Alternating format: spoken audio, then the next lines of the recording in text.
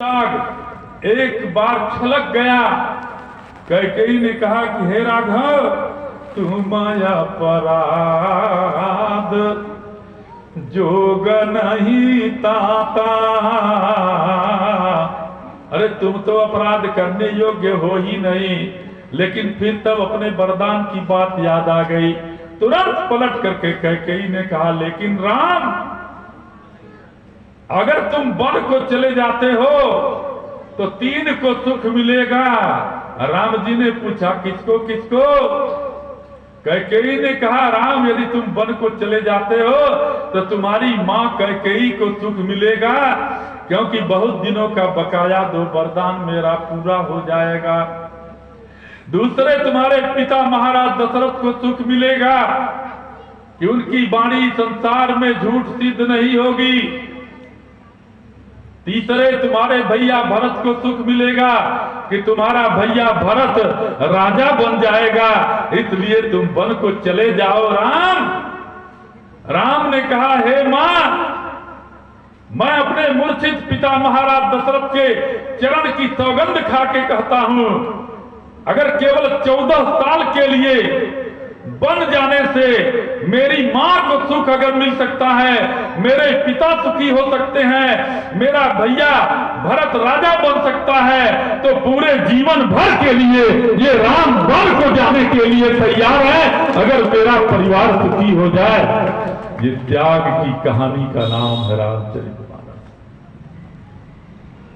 त्याग के ऐसे एटम का विस्फोट किया प्रभु श्री राम ने, और उसी त्याग के एटम का विस्फोट भैया भरत ने किया। अयोध्या का राज राम और भरत के बीच में गेंद की तरह 14 वर्ष तक खेलता रहा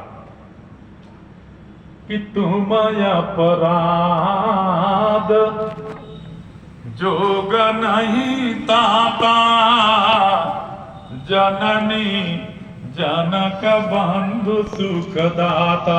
वहां से चलते हैं मर्यादा पुरुषोत्तम प्रभु श्री राम। 2 मिनट में एक भाव को देखकर वाणी को विराम दूंगा।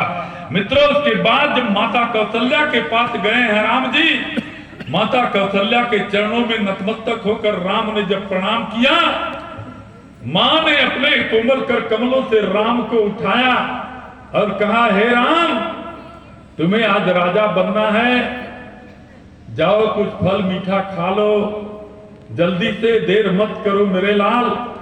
राम जी ने कहा, मां, मैं राजा तो बन गया हूं, तुम्हें मालूम नहीं? अरे पिता, यही तो मर्यादा है राघव की, कि मेरे जाने के बाद मेरी कही हुई बात कहीं परिवार में झगड़ा का कारण न बने, क्लेश का कारण न बने। बड़े संभालते हुए कहा कि पिता दीन मोहि कानन राजू, जहाँ सब भांति मोर बड़ काज। ये सब वार्ता का क्रम चला। अंत में राम जी ने पूछा माता कौशल्या से कि हे मां, मैंने कोई अपराध तो नहीं किया? माता कौशल्या ने कहा, राम, अगर तुम पूछते हो तो मैं बता रहे हैं, तुमने बहुत बड़ा अपराध किया है। सबसे पहला अपराध तो तुमने ये किया मेरे लाल, कि जो स्वर्ग को छोड़ करके पृथ्वी पर चले आए, ये सबसे बड़ी गलती तुमने किया। कि स्वर्ग नहीं त्यागना था, और त्यागी यदि आए दूर। पहले तो स्वर्ग छोड़ना नहीं चाहिए था, और स्वर्ग छोड़कर अगर पृथ्वी पर आए तो क्रूर रघुवंश से वंश में न आना था। अगर स्वर्ग को छोड़कर पृथ्वी पर आए तो ऐसे क्रूर रघुवंश जैसे वंश में नहीं आना चाहिए था।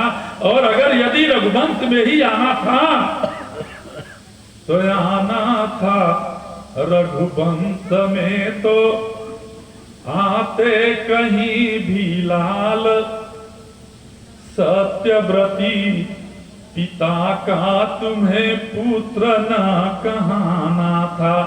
और यदि सत्यव्रती पिता का यदि पुत्र ही कहाना था तो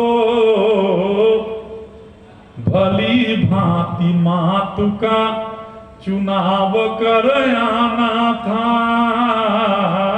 अरे लेते लाल जन्म कैकेयी की सुकोख माही, इस कौशिला या भागिन की गर्भ में न आना था। हे राम, अगर आना ही था तो कैकेयी का पुत्र बनकर के आए होते। अस्तु, राम जी ने अपने धर्म का पालन करते हुए वन को स्वीकार किया। बड़ी लंबी वन लीला है, कहां तक बातें सुनाई जाए। आज कथा की चौथी पुष्पांजलि प्रभु के चरणों में समर्पित करते हुए वाणी को विराम। सबको जय जय सीताराम। 2 बार प्रभु का नाम। श्री राम जय राम।